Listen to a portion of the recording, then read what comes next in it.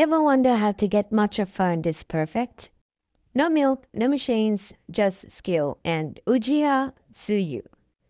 Start with 2 grams of sifted ceremonial matcha. We are using Ujiha Tsuyu. Vivid umami, slight bitterness, balance for a clean, structured brew. Pour in 60 milliliters of water, about 80 degrees Celsius, hot enough to open the flavors without burning them. Whisk in a fast zigzag, not circles. You're folding air into the matcha to build that velvety microfoam. As the foam forms, you see tiny bubbles. That's good.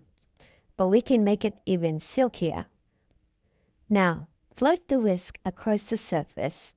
Light touch. This pops the bigger bubbles, leaving only a fine, glossy foam. That's how you master the art of usucha. Pure, alive, and beautifully balanced.